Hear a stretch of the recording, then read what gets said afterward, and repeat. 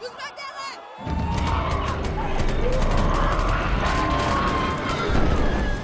Hey there guys, this is Richard, your host, and welcome back to another marvelous video. Top 50 zombie movies of all time from across the globe explored. There is something categorically horrifying about the living dead. The whole point of one not being able to evade death from their flesh-eating, reanimated, rotting corpses that are mostly driven by their basic instincts tends to give the horror genre such a mainstream appeal. Swallow your soul. While credits have to be given to the late legendary George A. Romero, also known as the father of the zombie film, for introducing us to the world of the undead, the origin and existence of zombies go way back to deep-rooted Haitian traditional stories. Zombie comes from the term nzambi, that means spirit of a dead person in West Africa, or zonbi, which is a Haitian Creole term that implies a dead person resurrected by a magic.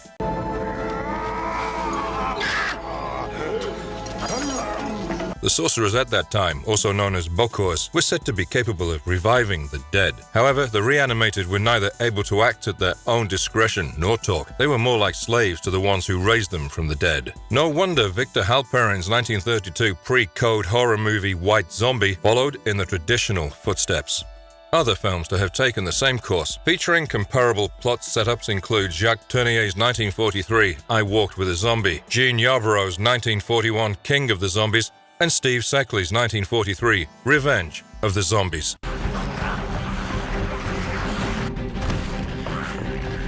Given the mentioned time period to this very day, zombies have been terrorizing the celluloid world with their evolution, each phase and every transformation encircled by their apocalyptic nature. So, gear yourselves up for today's video, where we're going to explore the top 50 zombie movies of all time from all across the globe. Are you ready to embrace the apocalypse? Before we go into our explanation, we have a very small request. If you like our content, please support us by subscribing to our channel. This is a small click for you, but for us, it means a lot. Thank you. Let's begin.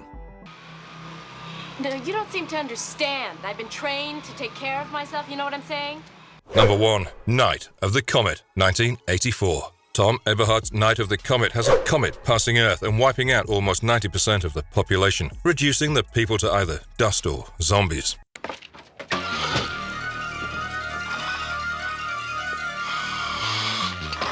Catherine Mary Stewart as Reggie Belmont and Kelly Maroney as Reggie's naive sister Samantha soon discover that they are one of the very few survivors who are left in the city. In due course, they cross paths with horrifying comet-affected zombies and deceitful scientists with their own sinister agendas. The sisters eventually team up with another survivor, truck driver Hector Gomez, to save the planet from the impending doomsday. Backed by a script also by Eberhardt, this 1984 movie here boasts everything that B-movie fans as well as zombie film fans look forward to. With a runtime of 95 minutes, the film has David Richard Campbell's nifty background score along with Arthur Albert's spectacular cinematography work on display. The flick even nurtured a massive cult following in the years after its release, easily finding itself in Bloody Disgusting's list of top 10 doomsday horror films in the year 2009. In fact, writer and director Joss Whedon was so inspired by the character of Maroney that he actually ended up creating Buffy Summers. Buffy who? Buffy the Vampire Slayer. Anyway, coming back to this bodacious apocalypse thriller, it's undoubtedly a forgotten gem from the 80s that has a good blend of scares, drama,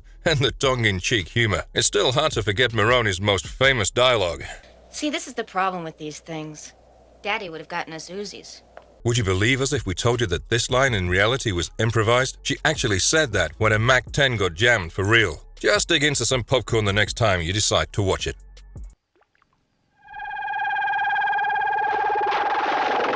Number 2. Shockwaves, 1977. Beneath the living, beyond the dead, and from the depths of hell's ocean comes Ken Videhorn's Shockwaves. The movie revolves around a small group of tourists surviving a boat accident and making their way to the nearest island. That is where they encounter a former Nazi commander who was in charge of the Death Corps, a squad of unstoppable, overpowering zombies to be more precise.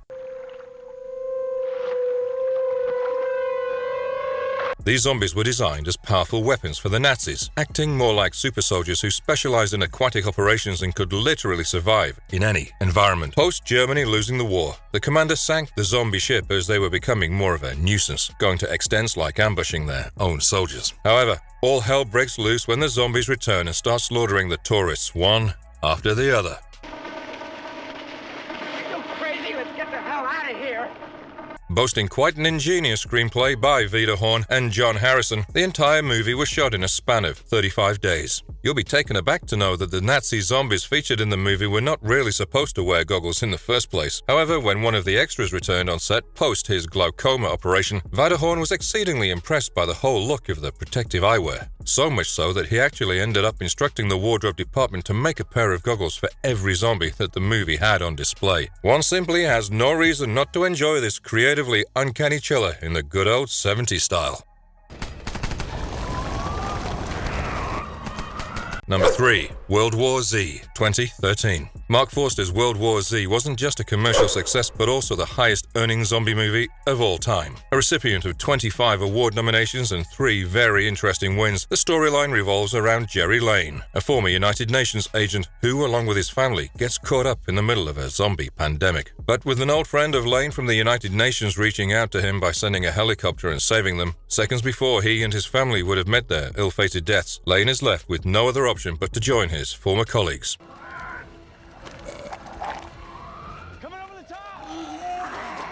He has to take part in a life-threatening mission to discover the source of the widespread outbreak. He does so on the condition that his wife and children are assured safety aboard a US Navy carrier, one that has researchers and military personnel from all over the world trying to study the outbreak. Lane travels around the world assembling clues to find a way to put a stop to the zombie spread. He faces the ultimate challenge when he has to take a leap of faith on the basis of his field trip observations.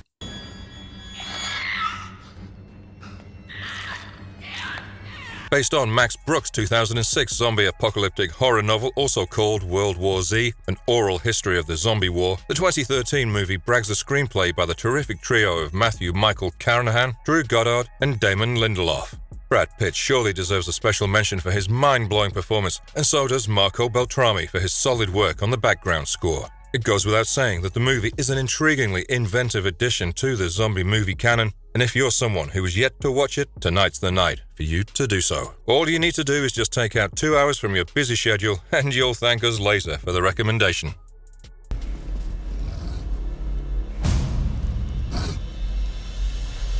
Okay. Number 4. Dead Snow, 2009. What was supposed to be a happy and relaxing Easter vacation in the Norwegian mountains turns out to be the worst nightmare for a group of friends. The region of Oxfjord was apparently occupied by a battalion of Nazi soldiers back in the days of the Second World War. The soldiers continued abusing and torturing the local dwellers and had even gone to extremes like plundering all their treasures. But just before the forces were about to move themselves from the area, the local residents teamed up against them and chased them into the mountainous woods. It was later deduced that the Nazis had all frozen to death. However, that's not where things end. As far as greed is concerned, it does come with a price, and the zombified corpses of the Nazi soldiers resurrected years later to take back their stolen loot and brutally slaughter the group of friends that had plans of their own after discovering the treasures.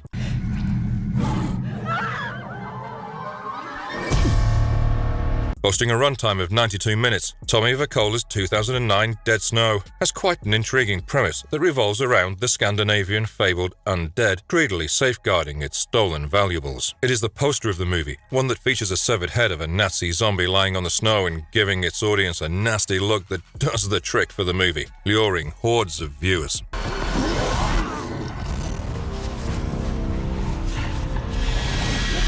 The flick also has plenty of gore, funny and clever dialogues, along with fleshed-out characters to catch the attention of true horror fans. Plus, when you have intestines being ripped out in ways that you can't even imagine, you know that you're in for something else. Why would the film be nominated for 4 Scream Awards in categories such as Best Horror Movie, Most Memorable Mutilation, Fight to the Death Scene, and Best Foreign Movie?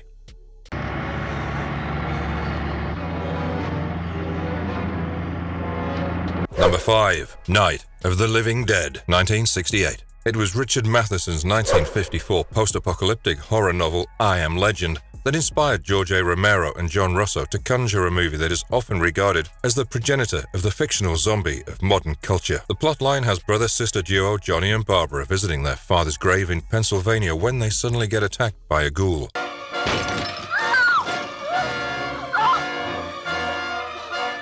While Barbara manages to flee, Johnny isn't that lucky. She makes it to a nearby farmhouse where she meets a drifter called Ben, who drives away several ghouls and secures the place. The duo can't really make out what's happening. They are further surprised when they discover a few more people in the basement of the farmhouse, hiding from the expanding group of the undead ghouls, ones who have a rather particular taste for the living. With the ghouls increasing in numbers and dead people becoming reanimated corpses, the chances of the group surviving become minuscule.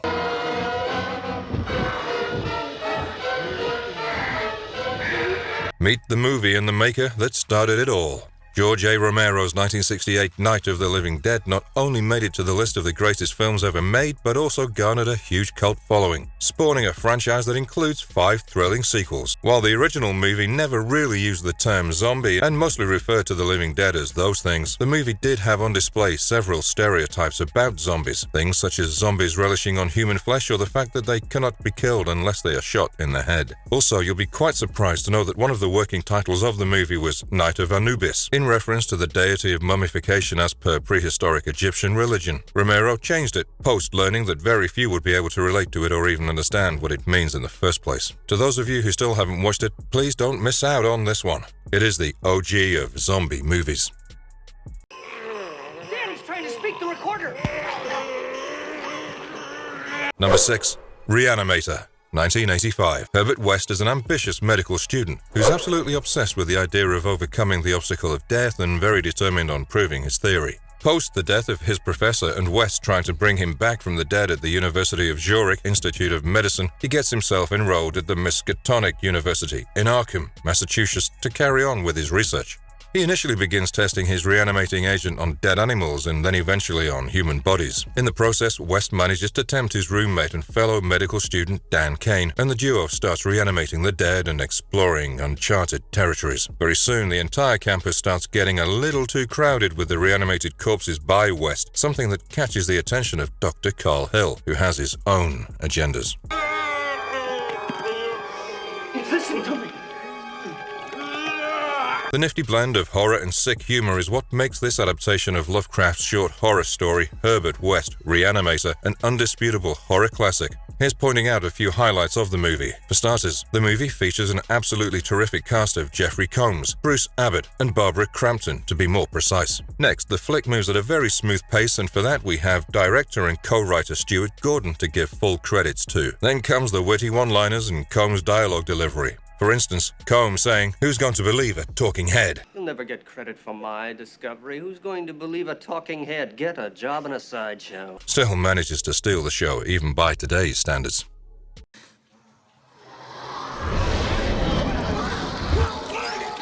Number 7.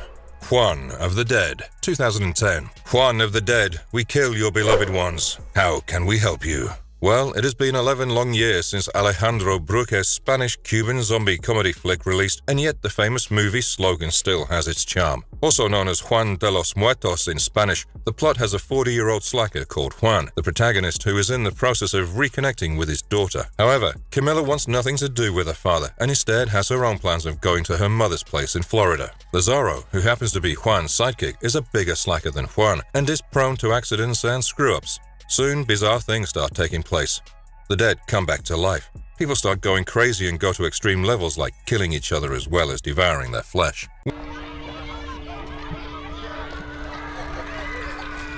With the Cuban government blaming dissident groups paid by the US government for the disturbances, Juan starts reaping profits from his very own zombie-killing business that he carries out along with his friends. However, they find their lives at risk when the group realizes that what they are up against is a lot deadlier than the dead.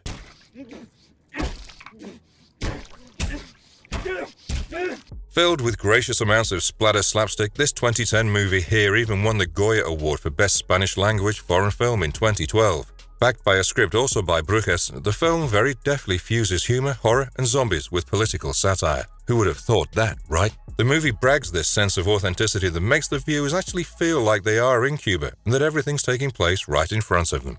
The cast on display is absolutely terrific. All of them are very different people and their character development conclusively deserves a definite mention. The character of Lazaro is way too cool. His sense of humor is unparalleled. In short, if you're a sucker for zombie movies, know that you just cannot miss this.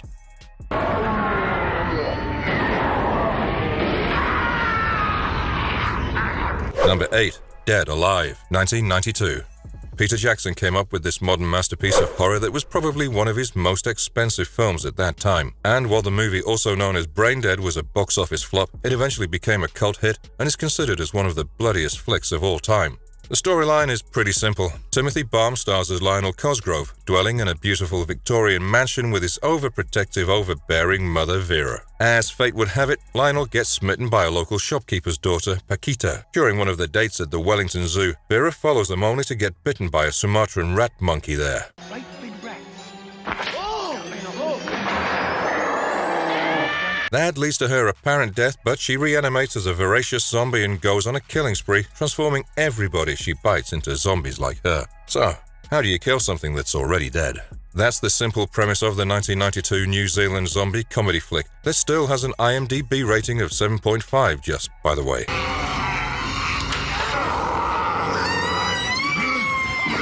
Recipients of 14 awards and 7 nominations, the movie had about 300 liters of fake blood being used just for the final scene. Bragging a screenplay by Stephen Sinclair, Francis Walsh and Jackson, the flick is clever and fast-paced. Believe it or not, it's quite the visual treat, especially for all the gorehounds out there. Balme's performance as Lionel keeps us entertained and glued to the screen for a good 104 minutes.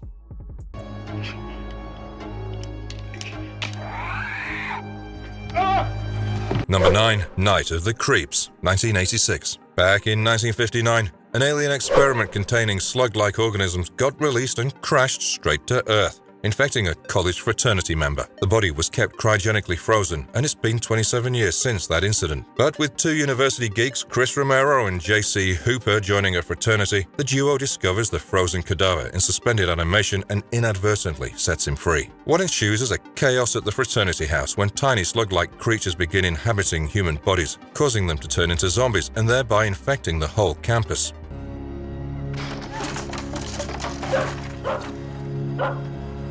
Distributed by TriStar Pictures and produced by Charles Gordon, this flick here is an underrated horror masterpiece that certainly deserves your time. Fred Decker marked his feature directorial debut with this science fiction horror comedy movie. Guess it wouldn't really be wrong to admit that Night of the Creeps was more like his serious shot at a B-movie stint and also a tribute to the genre. With a runtime of 88 minutes, this fun splatterfest brags quite a memorable tagline. The good news is your dates are here. The bad news is they are dead. Brad. Cindy! Brad's here! Plus, when a film features an entire cast who have the last names of the most famous horror directors, along with a solid movie title, some very strange-looking aliens, a frozen body, and an evil rotten corpse, you know you're in for a stellar time. What's he do? Should say bass or... Number 10. Shaun of the Dead, 2004.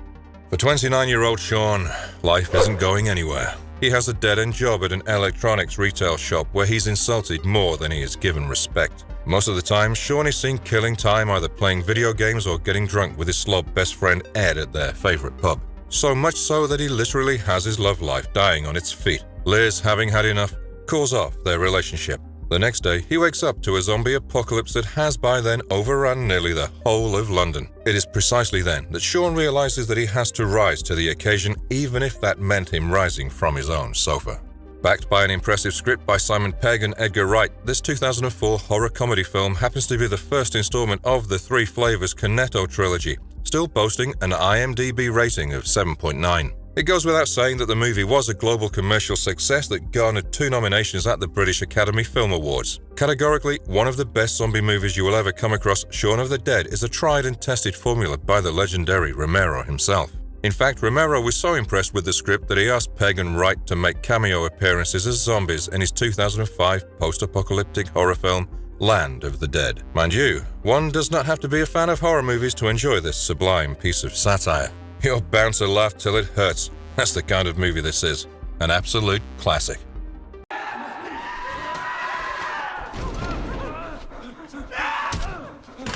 Number 11. Wreck, 2007. Directed by Juan Balaguero and Paco Plaza, this Spanish found footage horror flick revolves around late-night television host Angela Vidal and her cameraman Pablo, who work for the documentary television series While You're Sleeping. During one of their night shifts at a local Barcelona fire station, the fire service gets a distress call to an apartment building regarding an old woman who's trapped inside. The duo accompanies the firefighters in hopes of nice coverage. But what follows next is a night that none of them will ever be able to forget.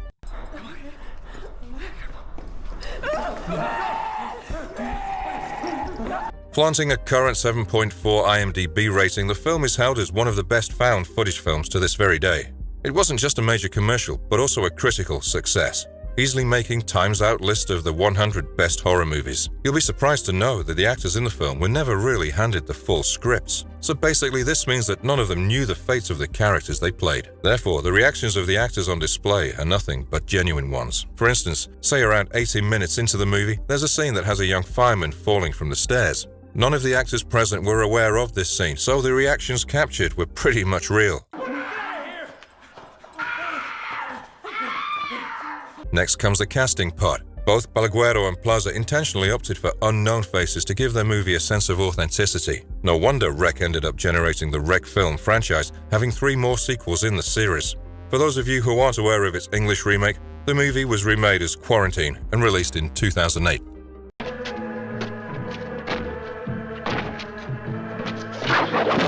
Number 12. Nightmare City, 1980. Umberto Lenzi's Nightmare City, released in the US as City of the Walking Dead, stays unequivocally true to its title. The movie has Hugo Stiglitz in the role of a TV reporter called Dean Miller. He is seen waiting at the airport to interview a scientist in regards to a recent radioactive spill and witnesses a Lockheed C-130 Hercules military plane make an emergency landing. But with the plane doors opening, a horde of armed, undead people previously exposed to strong doses of atomic radiation make their way out and start massacring the military personnel on the runway. What's surprising is the fact that they are invincible to all kinds of weapons, and they have this particular taste for human blood. Dean barely manages to get out of the situation, and when he tries to alert everybody about the incident, he's stopped by General Murchison of Civil Defense, who forbids him to leak the news. With the zombies going on a rampage and increasing in numbers with every victim they bite, Dean, along with his doctor wife Anna, tried doing the impossible: flee from the city. A lot of you who have seen this 1980 science fiction horror flick might point out the sudden, hasty, twisted climax, and that's absolutely okay. We will tell you why that happened. It shouldn't be shocking when we tell you that the filmmakers had a limited budget, and with what they had, they couldn't really think of any other plausible way of finishing the story. Anything else they tried was crossing their shoestring budget. Anyway, coming back to the movie, the usage of hatchets and knives by the bloodthirsty zombies, or let's say them choking humans with ropes for that matter, might seem ludicrous given the current time period, but do know this, that whatever's on display is historically accurate, and Lenzi did come up with a successful gut muncher. Fans of the genre, please do check this movie out if you still haven't.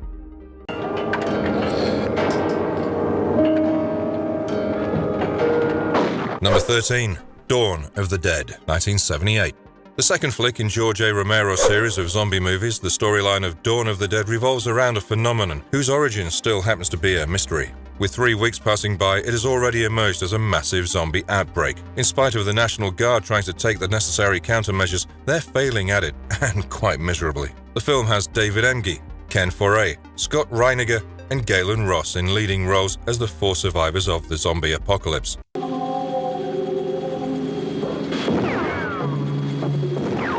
They take refuge inside a deserted shopping mall.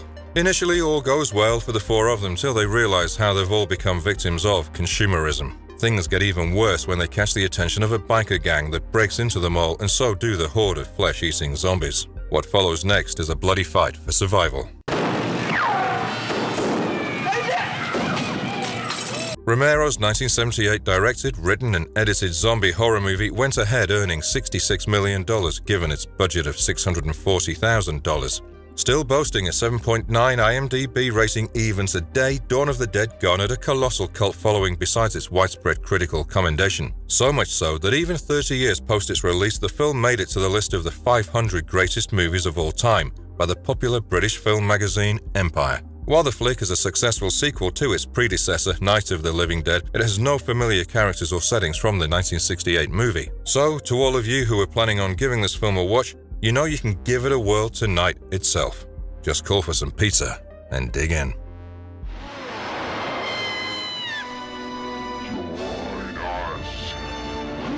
Number 14. Evil Dead 2, 1987.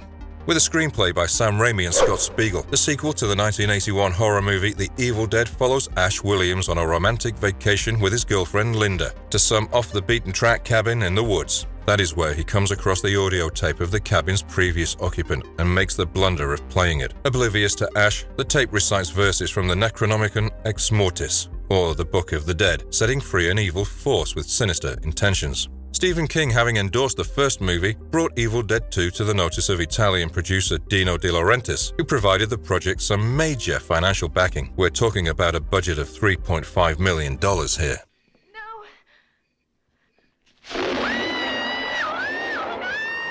Also, it was Laurentiis who urged Raimi to have the premise of the movie similar to its predecessor. Well, Raimi wanted the premise of the flick to be set around the Middle Ages via some kind of a time travel concept. Those who have seen the movie know what happened, and to those who are still yet to, you've got to see the sequel, one that features a very fascinating storyline and the one and only Bruce Campbell to entertain you throughout the runtime of 84 minutes.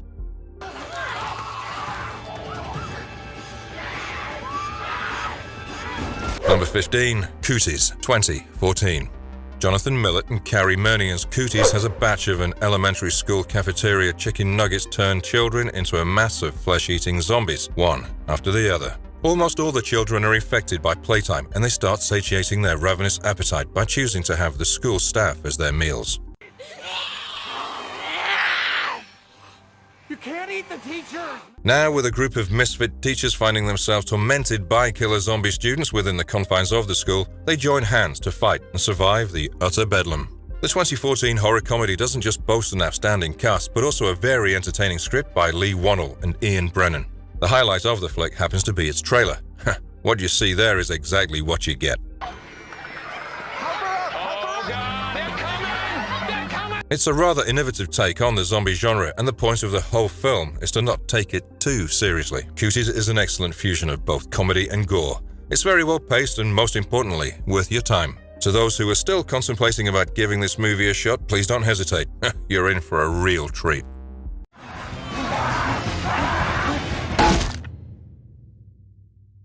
(16) Zombieland, 2009.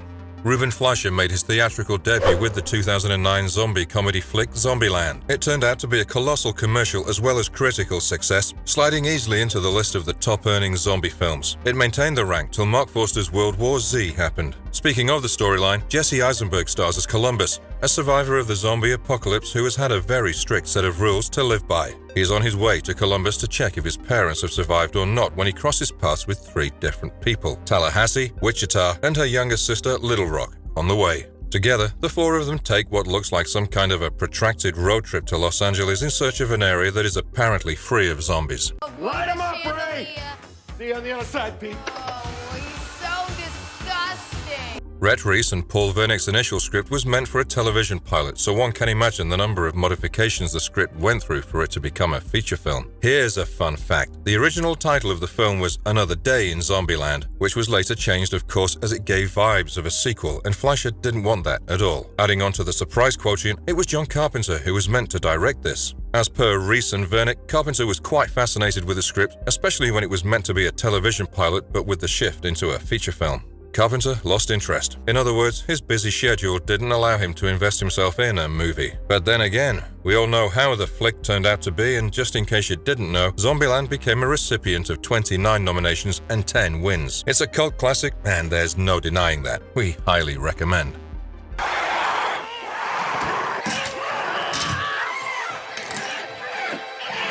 Number 17. The Horde, 2009. Also known as La Horde in French, Benjamin Rocher and Yannick Dahan's 2009 horror flick revolves around a squad of French policemen on a revengeful mission post one of their colleagues getting slayed by some ill-famed drug dealer. As per sources, he's hiding out in some deserted high-rise building that happens to be in one of the shadiest areas of Paris. The plan is to take him down, but the policemen are eventually taken captive by the overpowering opposite gang. However, unbeknownst to both the parties, there's an entirely different race of opponents, zombies to be precise, waiting to dig into their flesh. What follows next is a union of the policemen and the perpetrators and an intense battle for survival against the undead.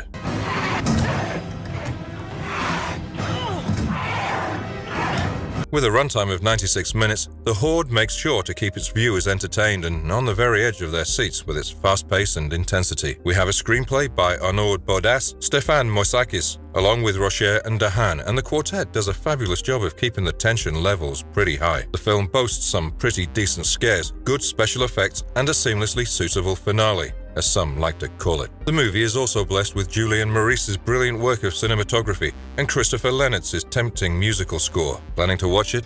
No, you must, and tonight. Come on, move.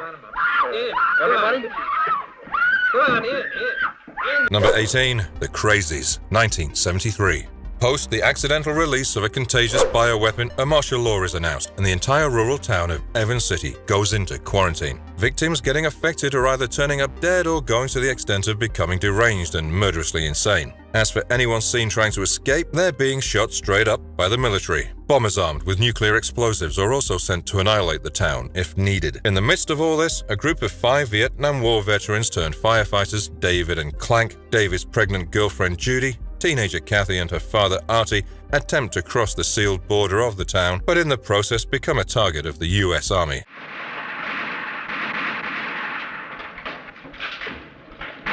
George A. Romero's 1973 science fiction horror flick was based on a script by his friend and co-worker Paul McCullough called The Mad People. After the latter gave the script to Romero, he revised it, and what we have in front of us is The Crazies.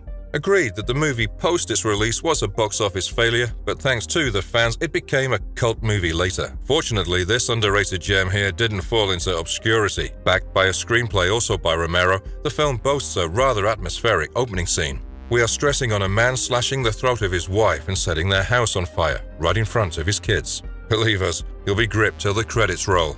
The whole flick is kind of unsettling, but in a very realistic way. We highly recommend all fans of Romero to watch this. Kathy! 19. Demons, 1985. Music student Cheryl gets a complimentary movie ticket at the newly refurbished Metropole by a strange man donning a mask. She decides to take her friend Kathy along. The free screening has surely attracted a bunch of people. There are college boys George and Ken, a blind man, his guide daughter, a married couple, a pimp with 2 prostitutes, and a regular couple. With one of the prostitutes trying on a mask that is showcased in the lobby, she manages to scratch her face. The movie on display is a brutally disturbing horror flick, and mysteriously, what is happening on the movie has its counter effects on the viewers.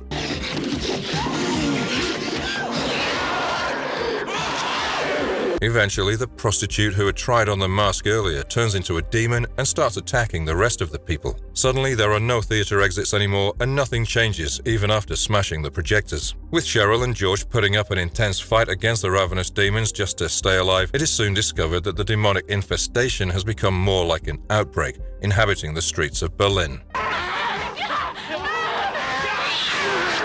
Lamberto Bavas' Demons was initially meant to be just a part of a 3-story horror anthology film written by Dardano Sacchetti. However, with the Italian director engrossing himself more, he along with Sacchetti started making it into an entirely separate feature flick. A lot of you might not be aware of this, but this 1985 Italian horror flick did make it to the list of Bravo's The 100 Scariest Movie Moments. Well, when you have a demon bursting out of a girl's back amongst many other such gory situations on display, and the movie is produced by the master of Italian horror, Dario Argento himself, you do realize the impact of the kind of film we're talking about.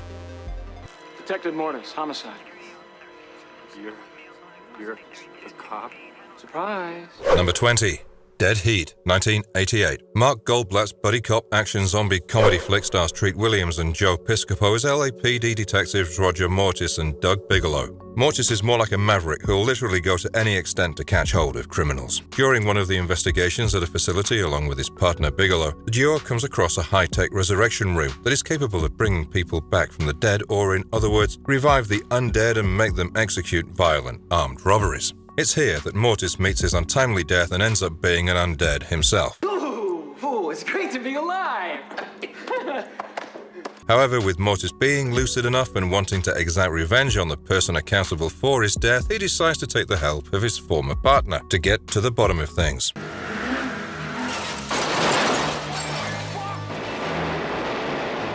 Mind you, this is not a serious cop versus criminal flick at all, but this might just be the greatest zombie buddy cop movie ever made. Written by Terry Black, the movie is a blend of the cheesiest one-liners, some crazy action scenes, and an amazing work of visual effects by Ernest Farino and Steve Johnson.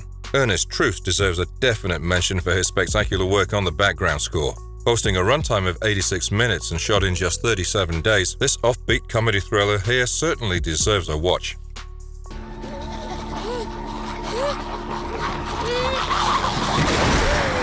Number 21. The Girl with All the Gifts, 2016. The timeframe set for Colm McCarthy's 2016 British post-apocalyptic sci-fi horror flick is a dystopian future, one where humanity has been consumed by a strange parasitic fungal disease. Those infected have transformed into flesh-eating zombies known as hungries. The only hope for humanity lies in the hands of a small group of hybrid second-generation children. While they do have a desire for the living flesh, they also have the ability to think rationally at the same time. The children are kept restrained and treated as prisoners by a team of armed soldiers led by Sergeant Eddie Parks. They also go to the school at an army base where cruel experiments are performed on them by Dr. Carolyn Caldwell, one who is bent on finding a cure and saving whatever is left of the human race. Amidst all this, Helen Justineau, who is accountable for educating and studying the children, develops a rather distinct bond with one of the children called Melanie and grows quite close to her. However, post their base getting ambushed by the hungries, Melanie, Helen and Dr. Caldwell manage to escape with the help of Sergeant Eddie Parks.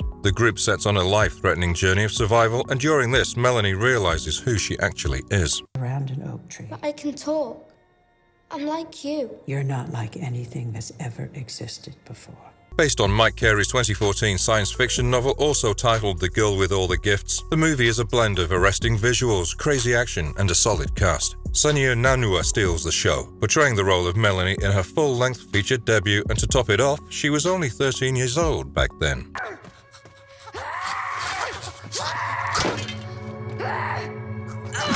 McCarthy's imaginative direction works in favor of the movie, and right from the interesting opening sequence till the end credits roll, the film has our attention. The movie is an astoundingly new addition to the zombie genre. The highlight of the film, apart from Nanua's character, has to be the climax. And without giving away further details, all we'd like to say is that it is truly a meaty way to wrap up a movie about zombies, that at the end of the day is not really about them. It goes way beyond than that, and we highly recommend that you give The Girl with All the Gifts a shot.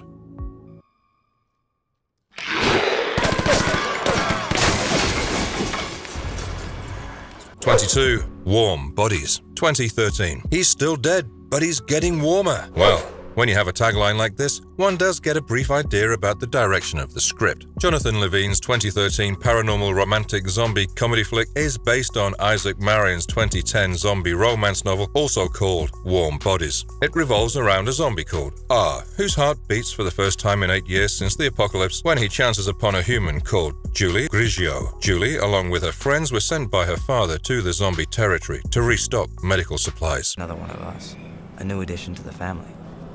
They would think I was insane, if they could think. R saves Julie from the rest of the zombies and even hides her in a plane where he dwells. With their mutual romance blossoming, R somehow returns back to his human self. Boasting a screenplay also by Levine, the viewers finally get a movie that shows them life from the perspective of a zombie. The trailer of the movie did drop like a bomb and paved its way to success. It goes without saying that the movie is a pleasant surprise. Mind you, the film can't be treated just as a comedy. It is a piece of satire and it has heart and depth. Our leading stars, Nicholas Hoult and Teresa Palmer, have an amazing chemistry, and it shows in their acting. The movie delivered exactly what the trailer had on display. With a runtime of 98 minutes and some spectacular music work by Marco Beltrami and Buck Sanders, the flick deserves a special spot in your must-see list.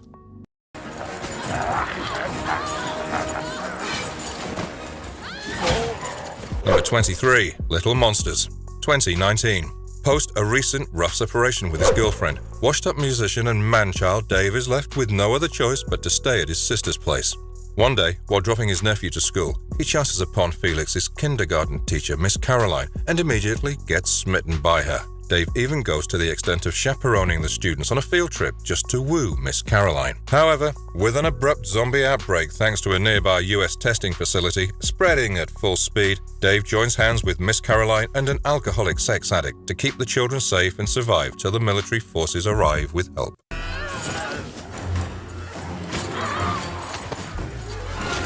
Written and directed by Abby Forsyth, this 2019 zombie comedy flick is a living proof of the fact that it is still very much possible to have a fresh take on the zombie genre. Lupita Nyong'o as Miss Caroline is a sheer delight, and us at Marvelous Videos, being fans of the Kenyan-Mexican beauty, would definitely want her to star in more horror flicks. There's no denying that she owns this movie.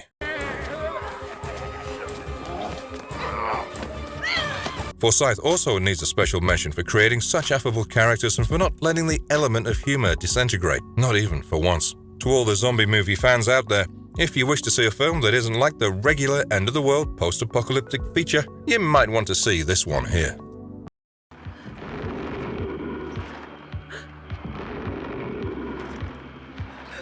Number 24. City of the Living Dead, 1980.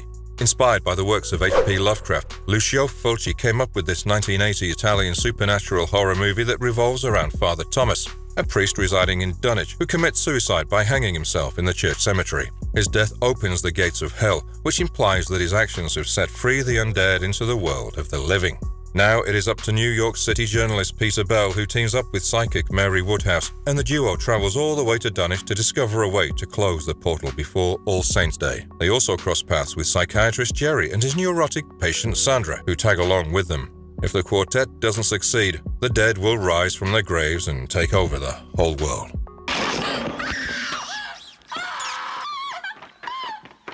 A real treat for all the gorehounds out there, City of the Living Dead boasts nauseating amounts of graphical gore that are bound to make the regular audience feel queasy. For starters, how does the idea of someone puking all her organs sound to you?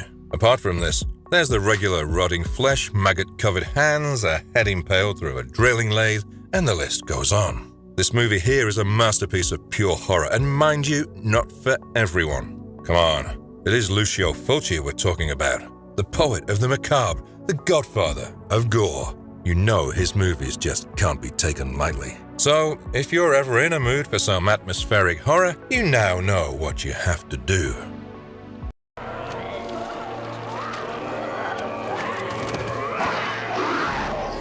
Number 25, Scooby-Doo on Zombie Island, 1998. Boasting a screenplay by Glenn Leopold, Doug Lawrence, and William Davies, Jim Stenstrom's 1998 direct-to-video animated mystery comedy horror movie is based on Hanna-Barbera's Scooby-Doo Saturday morning cartoons. The flick has the famous five, Fred, Daphne, Velma, Shaggy, and Scooby, back in action after a year-long break from Mystery, Inc. They probe deeper into the remote Moonscar Island, one that is apparently haunted by the ghost of the pirate Morgan Moonscar. The movie surprisingly has a much darker tone as compared to the other Scooby-Doo creations and is particularly famous for having real supernatural monsters other than people in silly costumes. Shaggy! The zombies are the good guys! Like, are you out of your mind? We have a storyline that is actually scary. Our characters have evolved, and hats off to the incredible work of animation. One would not really address the film as a direct-to-video release given its impressive look. Next comes the background score by Stephen Branson. He did elevate the flick with his work. Then come the zombies on display. They look genuinely terrifying. Boasting a runtime of 77 minutes and a current IMDb rating of 7.8, the film is bound to surprise you, and in a good way.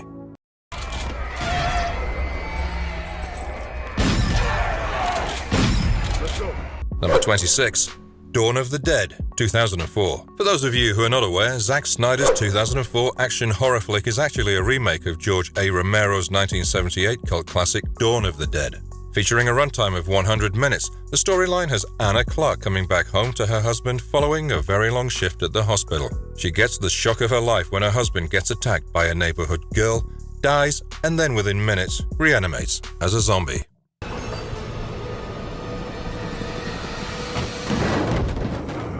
Anna barely manages to escape in her car, and what was a scenic, peaceful neighborhood just the day before has now turned into a mayhem. She crosses paths with Police Sergeant Kenneth Rose and a bunch of other survivors, and together break into a nearby shopping mall. The group decides that the best way to survive the horde of flesh-eating zombies would be by confining themselves inside the mall. But with them running out of supplies and the thought of other trapped survivors makes them come to the understanding that they cannot remain stuck in the mall forever. The group plans to escape in search of a place that is free of the undead.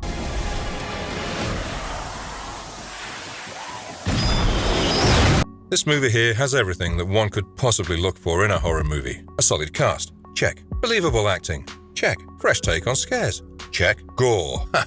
Double check. The highlight of this flick here are the zombies.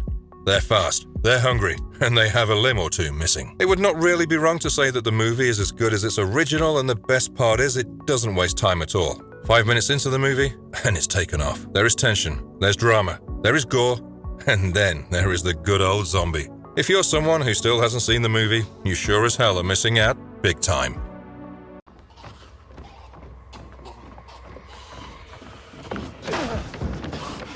Number 27, 28 Days Later, 2002. Directed by Danny Boyle and written by Alex Garland, this British post-apocalyptic horror drama is often given credits for turning out to be a movie which actually gave this genre a much-needed boost. The storyline has a group of animal liberal activists breaking into a research facility and setting free a chimpanzee, in spite of warnings that the animal is infected by an exceedingly contagious, aggression-inducing virus called rage.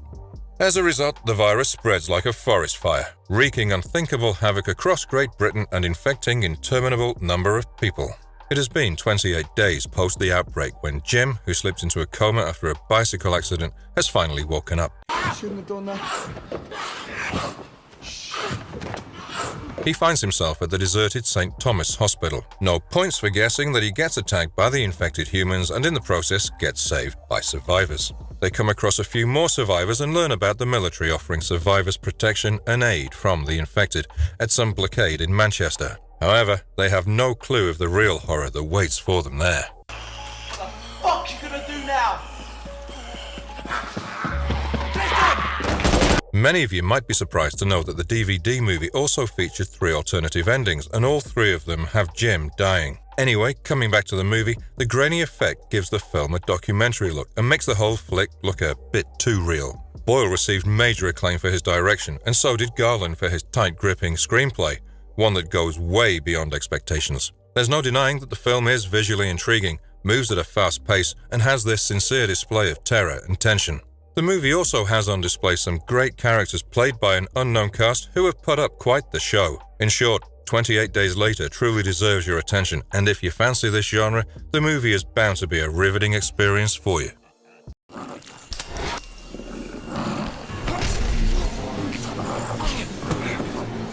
Number 28.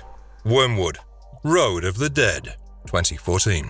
Kia Roche-Turner's directorial debut follows the story of mechanic Barry, whose life turns upside down when he is forced to kill his wife and daughter post them becoming infected and turning into zombies. His plight doesn't end here. To make things worse, his sister Brooke gets kidnapped by a paramilitary group to have experiments conducted on her by a deranged scientist called Doc. As a result of the experiment, Brooke is now able to telepathically control the zombies. She plans her own escape, and Barry, on the other hand, embarks on a journey to rescue his sister amidst a mass of soldiers with nefarious intentions and the voracious zombies.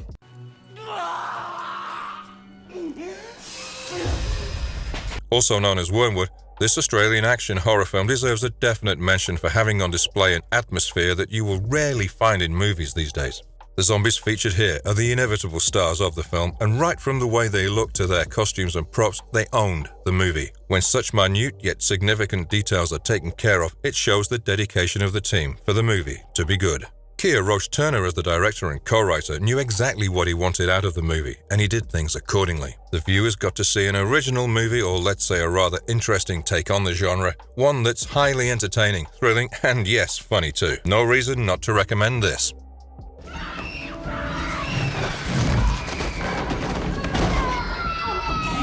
Number 29, Overlord, 2018. Directed by Julius Avery and boasting a screenplay by Billy Ray and Mark L. Smith, this American action horror movie has a paratrooper squad on a mission to demolish a German radio jamming tower inside an old church on the very eve of D-Day. Their plane gets shot and it crash lands before reaching their target destination.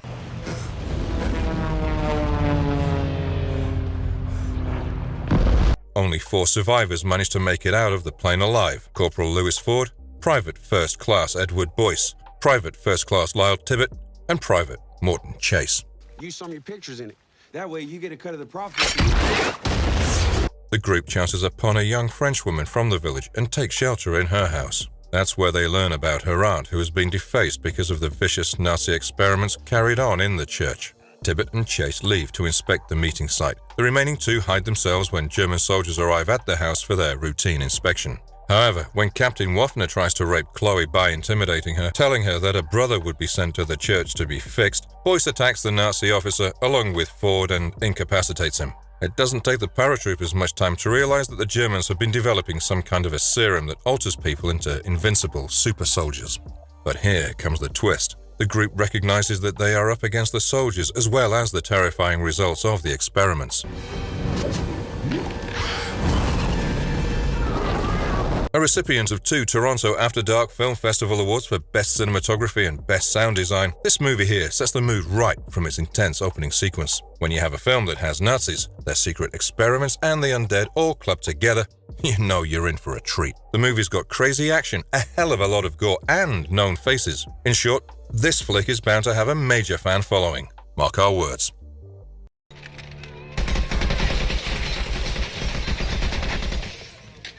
Number 30, Planet Terror, 2007. Robert Rodriguez's action horror film was initially released as part of the double feature Grindhouse, blending it along with Quentin Tarantino's slasher flick Death Proof. But because Grindhouse didn't perform as expected, Planet Terror got its standalone release, and thank God it did.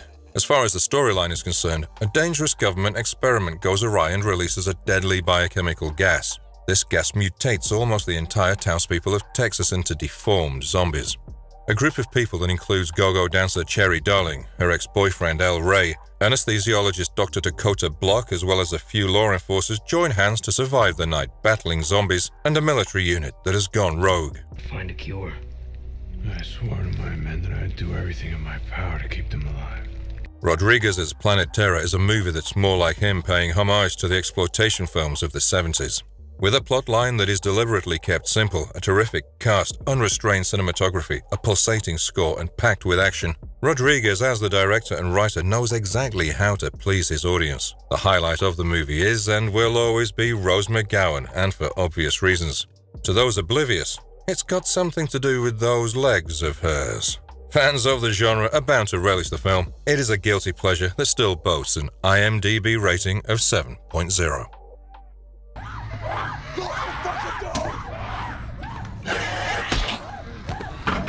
Number 31, Quarantine, 2008. To those of you who don't know, John Eric Dowdle's American found footage horror film is a remake of Juan Balaguero and Paco Plaza's 2007 Spanish movie, Wreck.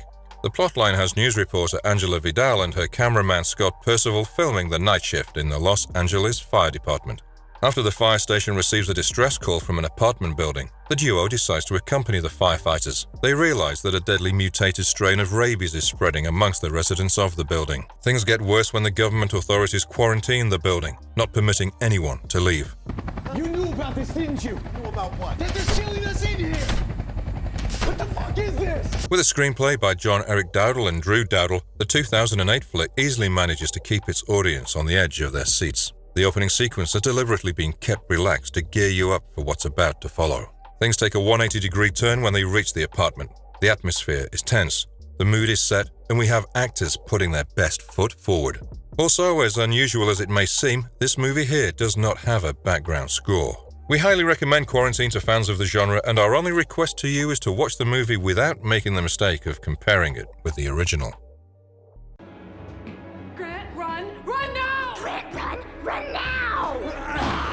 Number 32, Pontypool, 2008. Radio announcer Grant Mazzy thinks it's going to be yet another regular day at work. Grant is busy amusing his technical assistant Laurel Ann and irritating his station manager Sydney when he hears reports of a possible outbreak of a deadly virus in the small town of Pontypool, Ontario. The virus-infected people are transforming into zombies. Grant barricades himself inside the radio booth and attempts to figure out a way to warn his listeners about the infected, also known as conversationalists. Its exclusive means of transmission, the English language. It's only the English language that's infected.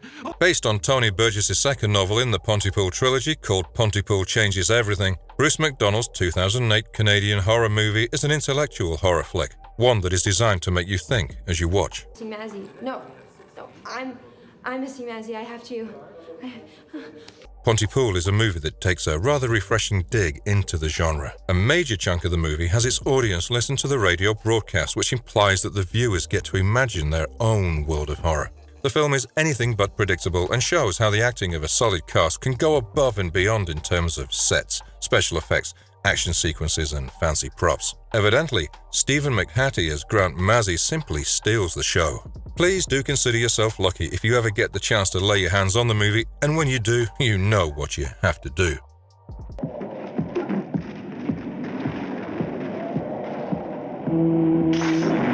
Number 33. Zombie 2, 1979. In spite of the title, Zombie 2, please note that the movie isn't a sequel to anything. It is a different thing that Lucio Fulci's 1979 movie was revised from Dardano Sacchetti's original script to be more like a Part 2 project to Romero's 1978 Dawn of the Dead that was released in Italy as Zombie. Having said that, Fulci's movie was immediately changed to Zombie 2 to make money on the success of Romero's flick. Mind you, all of this was done without Fulci's knowledge. As far as the plot is concerned, the film shows Anna Bowles in search of her father, who is apparently conducting some kind of research in the Caribbean island of Matul. Killed a member of the Coast Guard. Yeah, but my father, where is he? I mean, what's happened? When her father's boat comes back without him, Anna decides to probe deeper into the matter and goes to the island herself. She is joined by British journalist Peter West, and together they hire a boat as well as guides to reach the island. It is only after they reach the island that they learn about the place being cursed by voodoo, which has the dead reanimating as zombies to attack the living and devour their flesh. Please note that the concerned movie was written way before Romero's Dawn of the Dead even released. In fact, it had no connection to Romero's movie. However, the opening as well as the closing sequence of this movie were added later in the script by Elisa Briganti and Dardano Sacchetti for obvious reasons. Can't deny that Dawn of the Dead was a huge hit back then. Also, back in 1979, the usage of CGI was not a very common thing, and because the production didn't have a high budget for extravagant stuff, a real tiger shark was used. We are talking about the famous scene that has a shark and a zombie attacking each other. No wonder the scene is conclusively one of the highlights of the movie.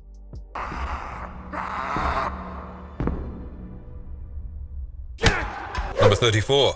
Train to Busan, 2016. A divorced father and workaholic, Seok Woo hardly has time to spend with his daughter. So when Soo-an wishes to see her mother in Busan for her birthday, Seok Woo decides to fulfill his daughter's wish and takes an early KTX 101 train from Seoul. But unbeknownst to the duo and the other passengers on board, an infected woman manages to board the train seconds before the doors of the train close and it departs.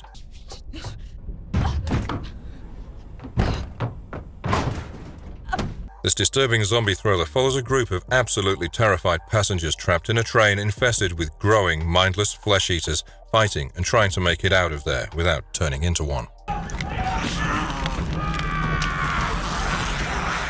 Directed by Yeon Sang-ho and written by Park Joo-suk, this South Korean action horror film actually made a record for being the first Korean movie of 2016 with a footfall more than 11 million. While the premise of the movie has been kept purposefully simple, zombies in a train, it is still engrossing and very, very exciting. Boasting a runtime of 118 minutes and a current IMDb rating of 7.6, Train to Busan became a recipient of 35 wins and 39 very interesting award nominations. No wonder, the movie won the Blue Dragon Film Awards for Audience Choice Award for Most Popular Film. Given its budget of $8.5 million, it earned about $98.5 million worldwide.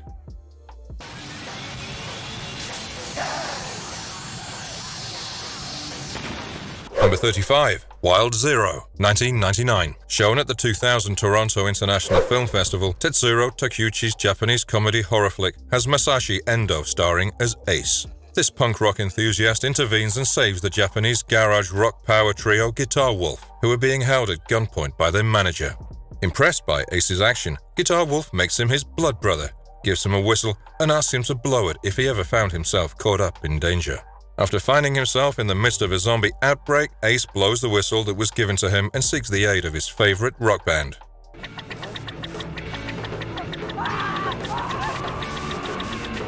Written by Satoshi Takagi, Wild Zero is a movie that is just impossible to not like. Those who have not watched it yet can see the movie for themselves and try hating it too. We'd still stick to the part where we said you won't be able to hate it. We get it. A lot of you might say that the movie hardly has any explanation for the outbreak and that there isn't really a story as such to explain why things are happening in the first place. While all that is true, the movie is still a hit today amongst its fans. The film is insane. You have a zombie who is literally shooting explosive beams from his eyes. What more can you want? For the ones in favor of some action, there's plenty involving rocket and grenade launchers too. The fact that making this movie was a hell lot of fun simply shows. Please do give this flick a shot and tell us your thoughts about it in the comments section.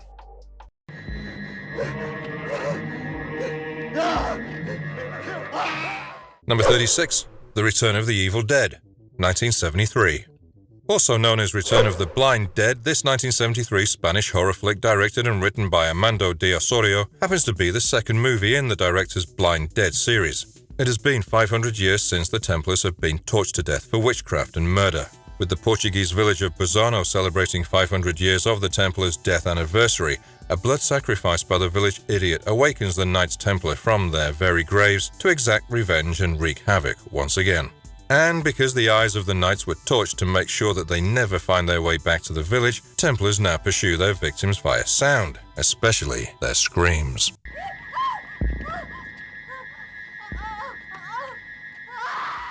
A small group of survivors fortify themselves against the undead inside a church and think of ways to escape from the Templars.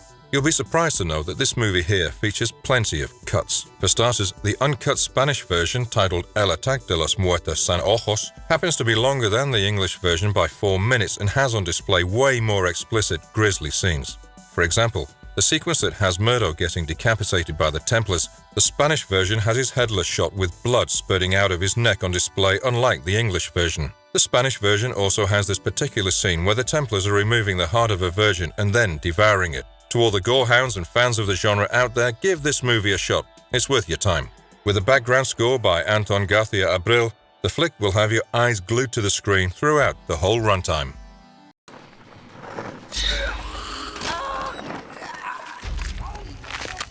Number 37, Land of the Dead, 2005. Also addressed as George A. Romero's Land of the Dead, this 2005 post-apocalyptic horror flick happens to be the 4th installment of the Night of the Living Dead franchise. The storyline has the zombies taking over the world, and the survivors constructing a walled city to safeguard themselves against the undead. But let's not forget that the zombies are also evolving and are far more advanced in terms of having their own plans to overthrow the city leadership. With the survival of the city at stake, a group of hardened mercenaries have been called into action to guard the living from the undead.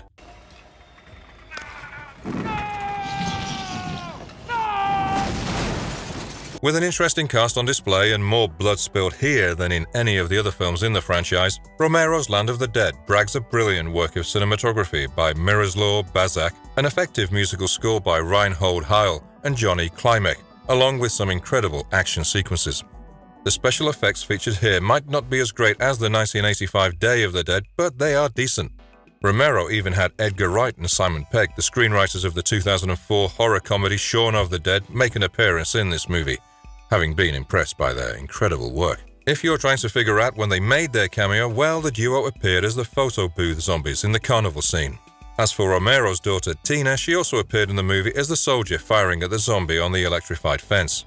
Many fans have already called the 4th installment Romero's best work in the franchise, and while that can be a matter of debate, why don't you give it a shot and be the judge for yourself? The 4th flick is followed by the 2007 Diary of the Dead and the 2009 Survival of the Dead.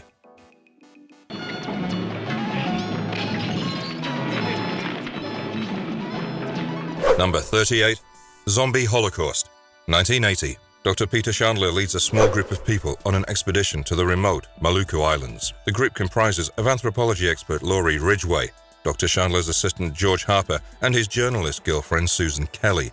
The crew, upon reaching there, are ambushed by both violent cannibals as well as zombies. They also encounter the crazy Dr. Romero, who, unbeknownst to them, has been carrying out his own bizarre experiments on both the living as well as the dead in his own very laboratory. FYI, he also happens to be the creator of the zombies. Marino Girolami's 1980 Italian horror flick was re-edited and released in the US as Dr. Butcher, MD in 1982. It boasted some new footage, a whole new musical score, and if reports are to be believed, the movie halls had apparently given disposable paper bags to the viewers. So, one can literally imagine the amount of blood and violence that was on display. The film works mostly in favor of fans who fancy Italian horror. They are way more intrigued by the gore than the story, and believe us, the concerned movie has plenty of such scenes to offer. Zombie Holocaust specifically falls under the "it is so bad it is good" horror movie category, and you don't want to miss it.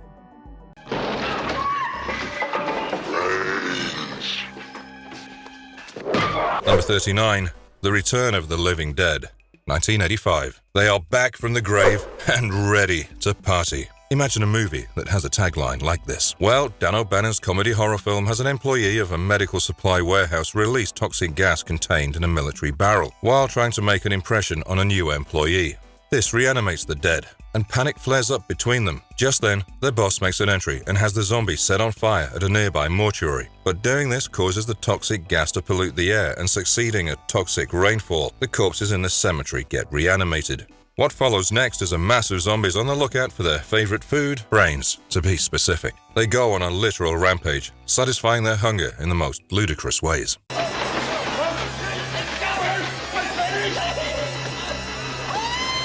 With a hilarious and clever screenplay also by Bannon, the movie was a critical success, receiving positive acclaim, generating 4 sequels, and in due course evolving into a cult classic. Conclusively the best-looking film in the whole series, Jules Brenner deserves a positive mention for his fantastic cinematography work here. We have Bannon to thank for creating quite the atmosphere, and Matt Clifford along with Francis Haynes for their musical score. We urge you to listen to the background score and tell us if it does remind you of the 80s. We're pretty sure that it will. Don't miss out on this incredible little gem of work here. Stay away from me! Stop, zombie, stop! Number 40, Fido, 2006. The time frame of Andrew Curry's 2006 Canadian zombie flick is set in an alternate universe in the 1950s. Space radiation has been transforming the dead into zombies. This has led to zombie wars, and the humans have fought against the undead and proven themselves victorious. However, the radiation has managed to persist somehow, and those who die continue to turn into zombies.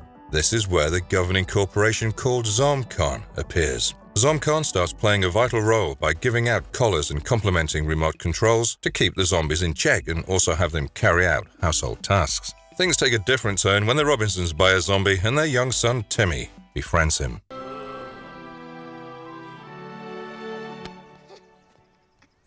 Written by Curry, Dennis Heaton, and Robert Comiac, this zombie movie has humans using them for chores. Would you believe that? It's precisely one of the reasons why this flick stands out from the crowd. We have to give it to Curry and Dennis Heaton for their imagination to churn out a zombie flick like this and grip our attention throughout the runtime of 91 minutes. The movie boasts a cast that puts up a solid performance. It isn't a horror movie, but it does have its share of gore. True, it's not any masterpiece or a classic flick for that matter, but it's actually nice. One that deserves a much wider audience for that matter.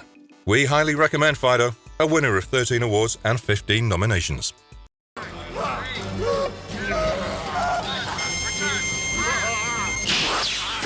Number 41. Return of the Living Dead 3, 1993. The military has been reanimating dead bodies into zombies in the hopes of using them for fighting purposes. Kurt Reynolds, the son of Colonel John Reynolds, who is a part of the military experiment, sneaks into the base along with his girlfriend Julie, looking for thrills, and stumbles upon the fact that the dead can come back to life. Later, Kurt has an argument with his father and takes off in his bike with his girlfriend, but Julie gets killed when Kurt loses control of his motorcycle. Heartbroken and drowning in the feeling of an irreparable loss, Kurt goes to the extent of bringing his dead girlfriend back to life by taking her back to the facility. Nevertheless, Julie reanimates as a zombie, one with a rather special appetite for human brains. Kurt?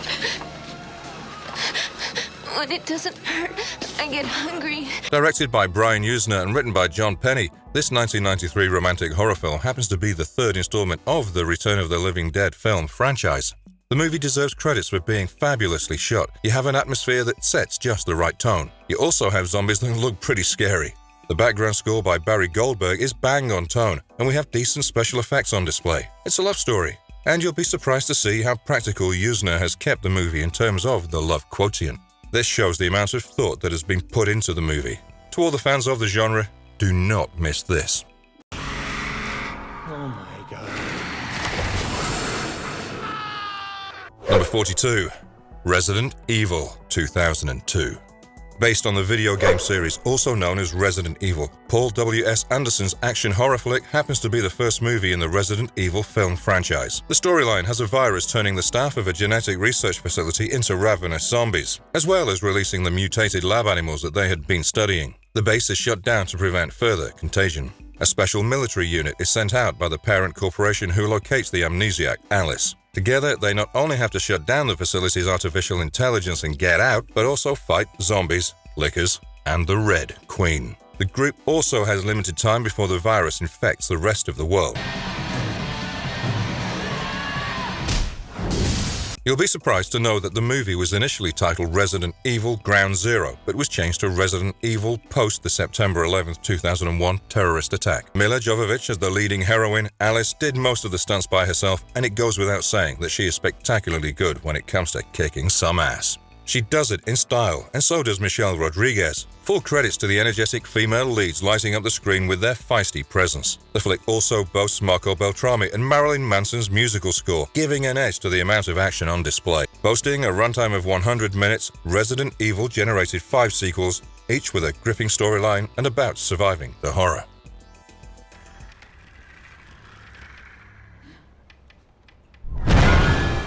Number 43. Evil Dead 2013. Fede Alvarez's feature directorial debut happens to be the 4th installment in the Evil Dead film franchise. Based on Sam Raimi's 1981 The Evil Dead, this 2013 movie, co-written by Alvarez and Rodo Sayagüez, serves more like a soft reboot, or let's say an extension of the original film series. The storyline is very simple. It is the reimagination of the original classic. It revolves around a group of 5 at a remote cabin in the woods, awakening a malevolent force after reading an incantation from the ancient book Naturam de Monto.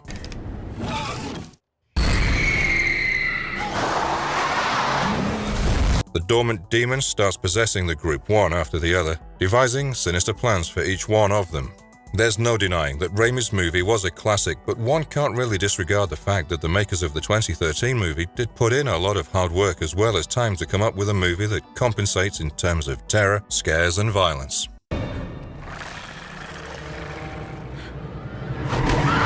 The movie might not be inventive, but it's loyal to the spirit, and that's what matters. The flick features a cast that is believable, a musical score that is effective, and special effects that are phenomenal. Amusingly, even the initial letters of the characters, David, Eric, Mia, Olivia, and Natalie, form the term Demon. A recipient of 6 wins and 19 nominations, we highly recommend this one here, with sincere moments of dread on display.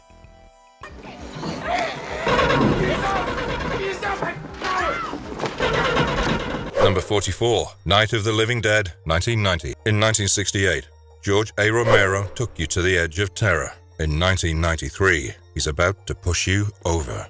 Well, that's the tagline of the 1990 film poster which released in the UK. Tom Savini directed the movie, and Romero rewrote the 1968 script that he had co-written with John A. Russo.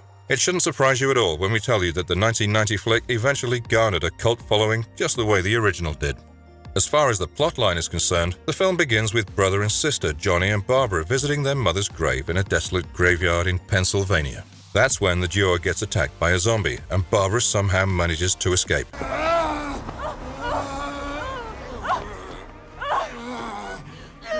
She discovers an abandoned farmhouse and together with another survivor called Ben, secures the place.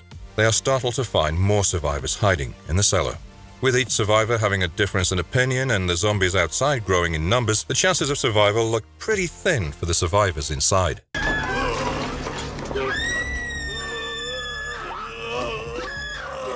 The sole fact that George A. Romero is the creator of zombies and its movies is something that isn't a secret at all. With the 1990 movie, He did make a few changes here and there in the script, although one wishes he'd have made more. The cast is solid, especially Patricia Tallman portraying the role of Barbara Todd. Many of you might not know this, but Savini knew Tallman from college, and one of the key reasons why he wanted to cast her was simply because of her determined nature. No wonder Savini pushed John A. Russo as well as Russell Striner real hard to have the character of Barbara as a survivor and an action female lead. We at Marvelous Videos are really glad to see that her character got a nice update as compared to the original movie. Two more people from the cast who certainly deserve a mention would be Tony Todd playing Ben and Tom Towers essaying the character of Harry Cooper. Fans of the genre have every reason to give the directorial debut of Tom Savini a shot.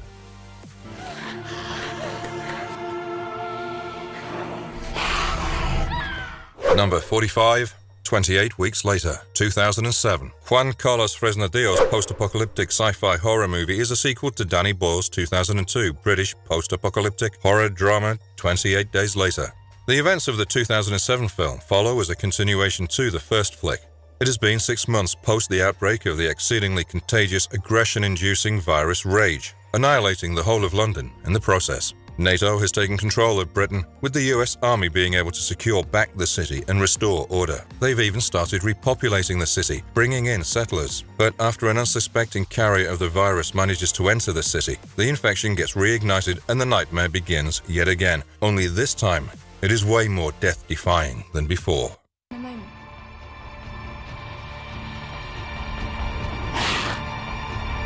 Bragging a script also by Juan Carlos Fresnadillo along with Rowan Joff, E.L. Levine and Jesus Olmo, 28 Weeks Later is often considered as the superior sequel, one that is absolutely barbaric and uncompromising. Hats off to the Spanish director Fresnadillo for his brilliant work of direction and for creating a pulse-pounding atmosphere. Robert Carlyle as Don is remarkable, but so are Imogen Poots and Macintosh Muggleton as the brother and sister Tammy and Andy. Next come the infected. Their makeup absolutely petrifying, and let's not even talk about their blood-red lenses. It's beyond creepy, and the movie easily makes it to the list of the most unsettling and effective horror films out there. Highly recommending this movie to fans of the genre and also the first film. The gun! Forgot the fucking gun! Number 46, Cemetery Man, 1994. Based on Tiziano Sclavi's novel titled Della Morte dell'Amore, Michele Soavi's Cemetery Man happens to be a comedy horror movie, one that is an international co-production between France, Italy, and Germany.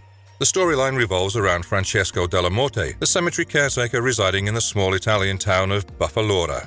Given that he literally lives on the premises of the graveyard, he's persistently surrounded by death, and his only friend happens to be his mentally retarded assistant, Nahi. The cemetery has its specialty. The dead reanimate as zombies by the 7th night, and it is up to Della Morte to shoot them so that the undead don't flood the town. He has tried complaining, but concerns are hardly ever paid heed to. Amidst all this, Della Morte does not stop looking out for love, and he continues killing the dead people who keep rising from their very graves.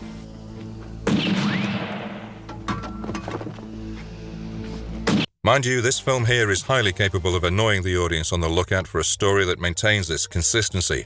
Cemetery Man can be conflicting, and yet it is precisely the surreal blend of horror and comedy that has managed to please most of the B-movie fans out there. In fact, the movie has also been called one of the best Italian flicks of the 90s by the veteran director Martin Scorsese. You'll be startled to know that most of the cemetery sets in the movie were constructed over real-life abandoned cemetery grounds in Italy. Even the ossuary that the movie has on display is real. Mauro Marchetti's work of cinematography, Sergio Stivoletti's fine work on special effects, along with Manuel de Sica's work on the background score makes it an intriguing watch. Do not miss this one. It only requires 100 minutes from your busy schedule.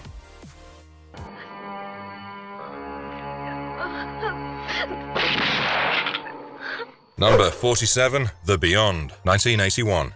New Yorker Liza Merrill inherits a hotel in Louisiana and moves in to redecorate and reopen it. While she is there, Merrill receives quite a few warnings about the hotel, how reopening it would be a blunder and that she should go back to New York.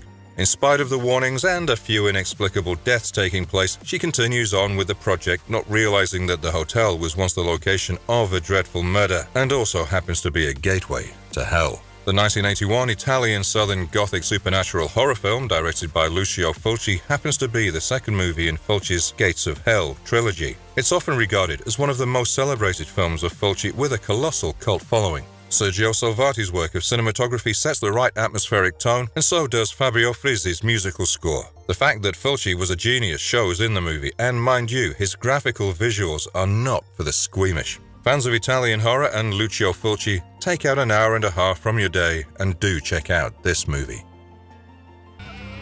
Are we having fun yet? Number 48, Bride of Re-Animator, 1990.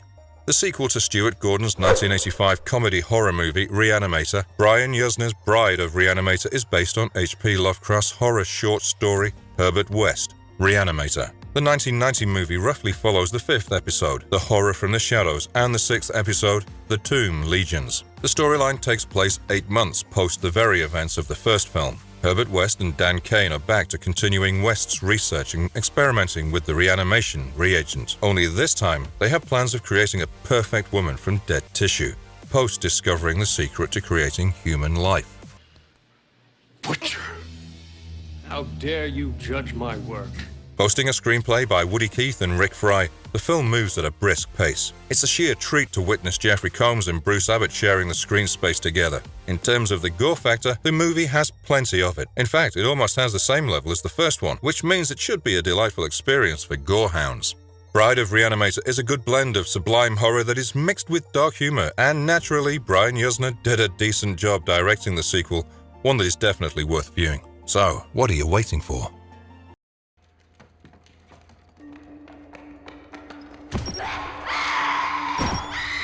Number 49, Rambok, Berlin Undead aka Siege of the Dead, 2010.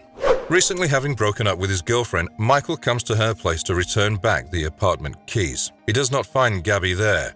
Instead, there are 2 mechanics in her apartment. While trying to contact Gabby, Michael suddenly gets attacked by the older repairman who seems to have been infected by a rage virus. Michael and the younger repairman are able to barricade themselves against the rising mass of infected people, but they can't remain holed up in the apartment forever. The survivors not only plan to make their way out of the apartment complex, but also escape the chaotic city of Berlin.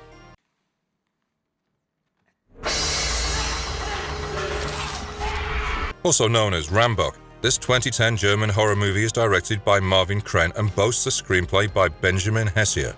Kren goes back to the basics with the direction. He plays around a single location, has a few people trapped within, and gets them surrounded by a horde of bloodthirsty cannibals. He shows how a flick does not require a gimmick to be effective. The director slowly builds up the level of tension. He keeps the element of horror very real, and of course there's gore. Quite a lot of it. Next comes the cast and the dialogue deliveries. The movie doesn't beat around the bush. It delivers what it was meant to, and what you have in front is 63 minutes of compact zombie entertainment till the end credits roll. Chops or beef stroganoff, the last of which I must wait. Comes out of the pack. Number 50, Dead and Buried, 1981. When tourists start getting mysteriously killed in the coastal town of Potter's Bluff, Sheriff Dan Gillis begins probing deeper into the matter. He is at times assisted by the elderly, eccentric coroner mortician William G. Dobbs. In the wake of the dead reanimating, he grows a little doubtful of Dobbs and has a background check done on him. It is soon revealed that Dobbs has been reanimating the dead all this while, and almost all of the townspeople happen to be resurrected corpses under his very control.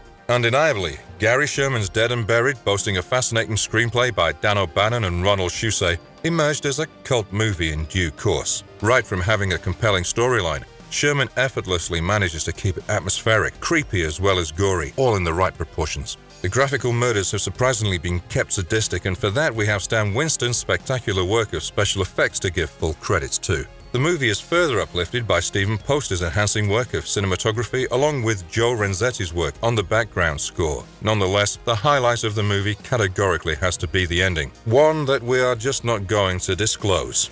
So, if you're someone who has missed out on this buried treasure here, do make sure that you give it a shot. We highly recommend.